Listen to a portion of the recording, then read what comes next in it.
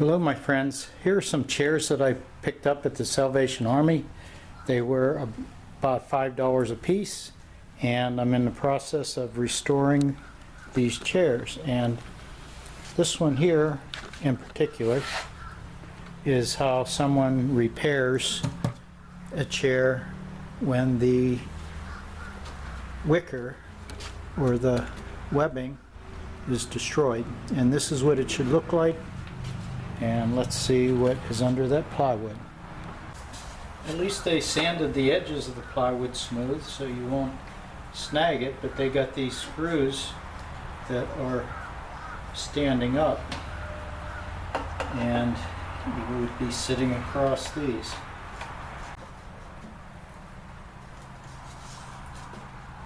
Yep, there it is. The screws looks like they hit right on where the caning is, except for this one here. But when I put the new caning on here, it probably will hide those screw holes. Other than that, this chair is a solid chair. It just needs the caning replaced, and the caning probably will cost more than what I paid for the chair. But when it's done, it'll be a very nice piece of antique. To start, this piece of cane that goes around the perimeter is joined in the back, and I'm going to pry this gently out with a small screwdriver.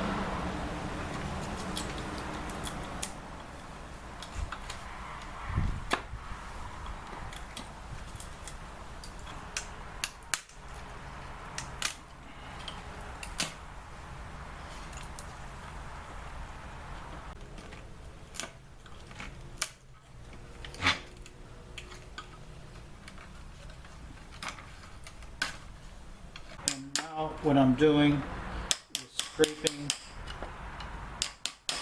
the pieces that are stuck in the bottom so that I can have a clean groove down through here.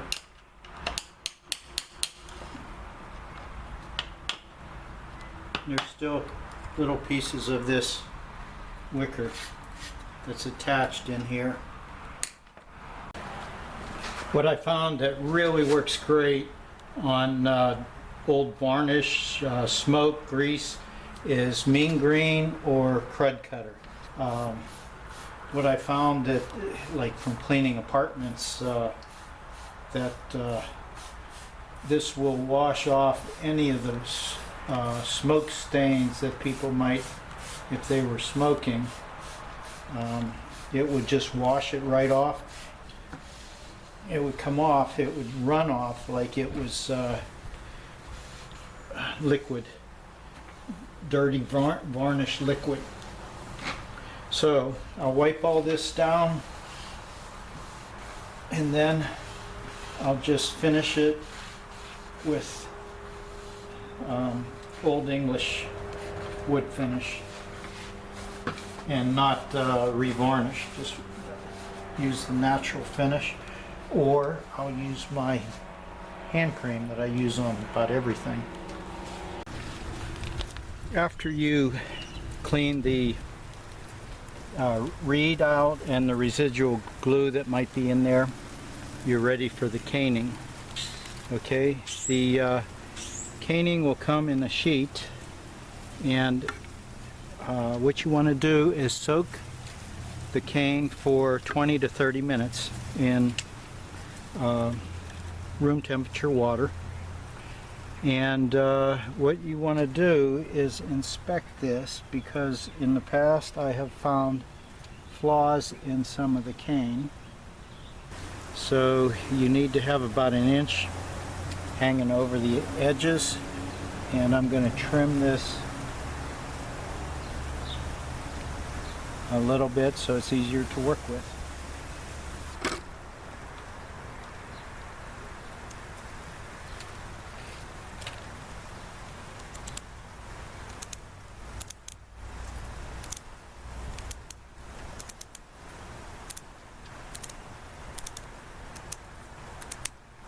Now we're ready to put the cane in. And what you need to do, you have to cross the trough. You need to stick out about this much. And first thing you want to do, right here is my groove. We don't want to push the reed into the groove that's running horizontal. So we're going to remove some of the strips and one more set.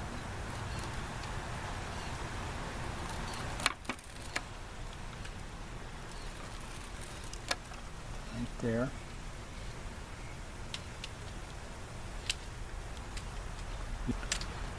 This is where the groove is. We need to take these two out.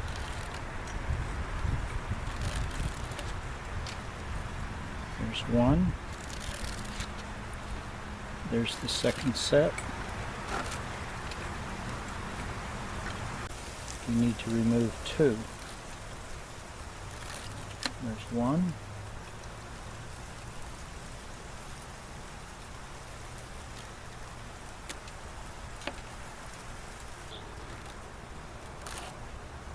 There's two. And the first thing we want to do here is push the caning into the groove.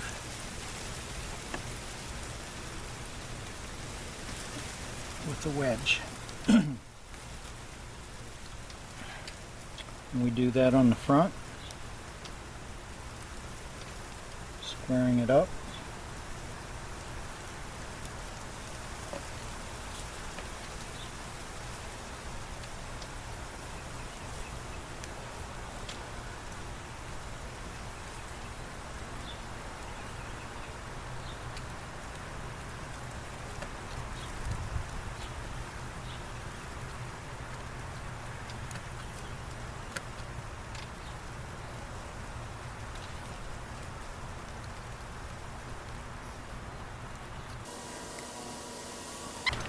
Okay, then we do it to the sides.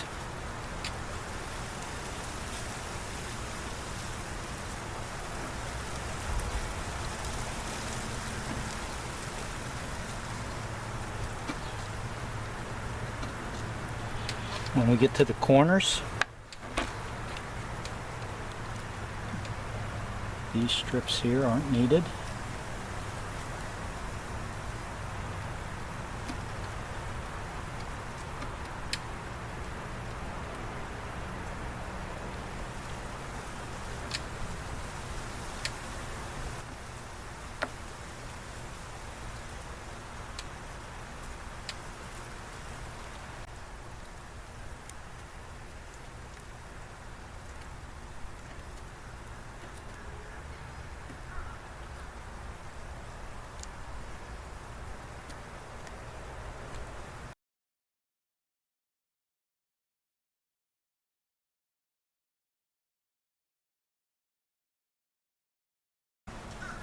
And you can see this one here, part of this, they need trimmed out.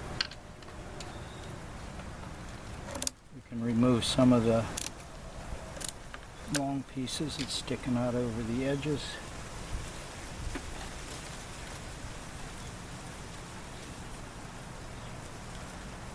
Try not to, do not cut any other than what is to be removed.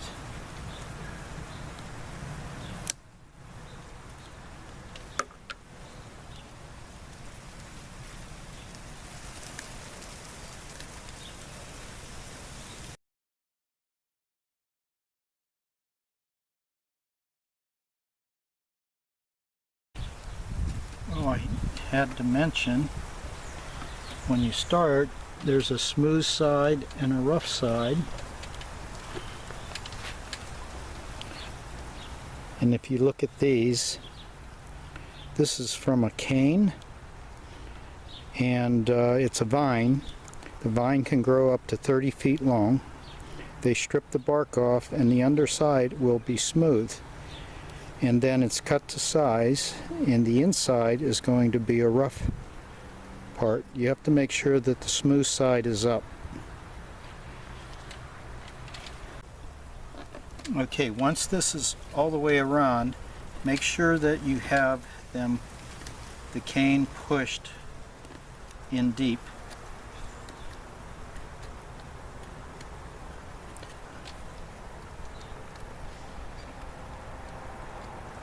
And you see right there, some came out.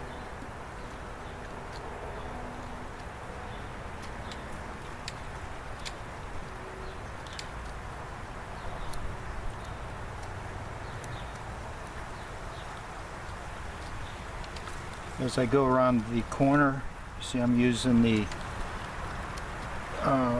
wedge at an angle so that I can push that down.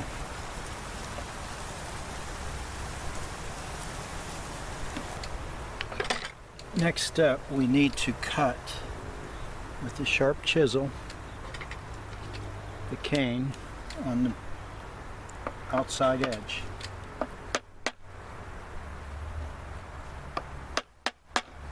And I'm angling the chisel down just slightly.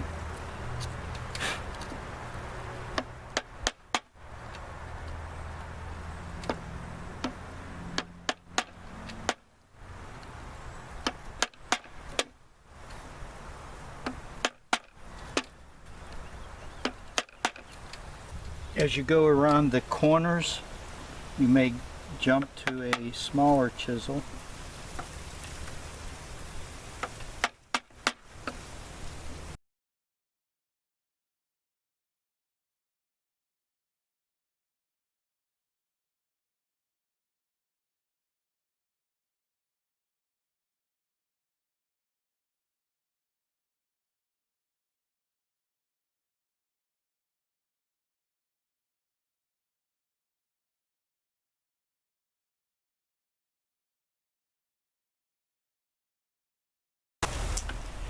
The cane that locks the webbing in, if you look at it, it's thicker at the top, thinner at the bottom. Make sure that the bottom thin side goes in first.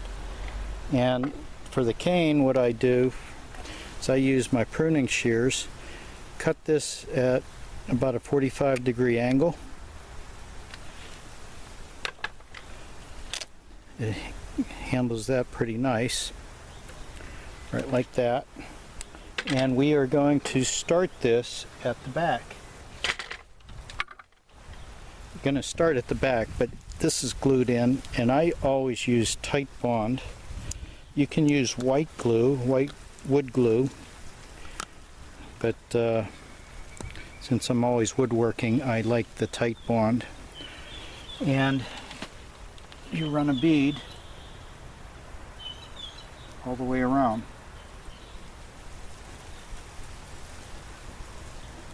Try not to use too much or you'll have it oozing out.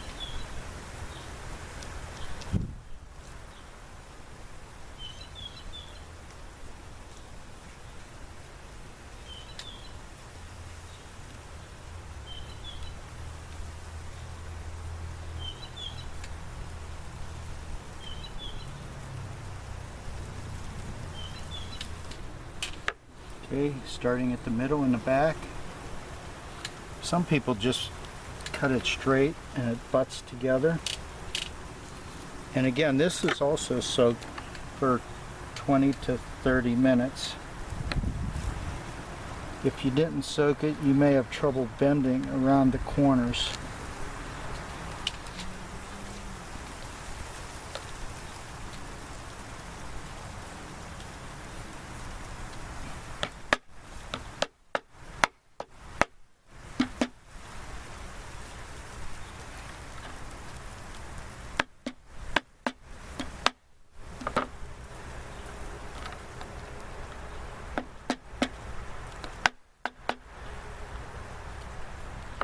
Okay, right here we need to mark this. And there I drew my angle.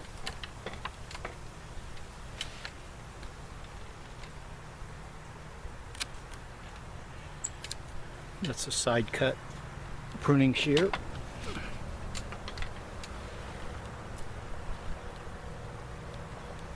She went all the way around. Now set it home. I like to set this just a tad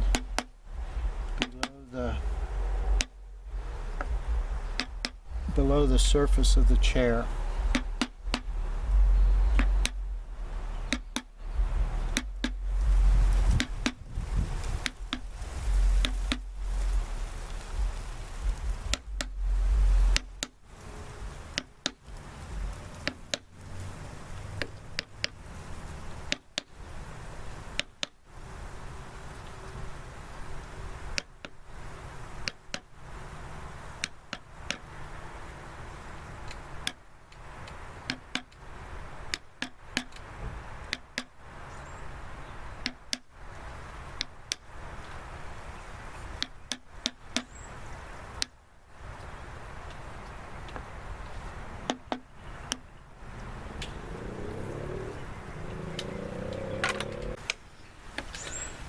Okay, this is going to have to cure for at least 24 hours. The glue will dry, the reed will dry out, and it'll tighten also as it dries.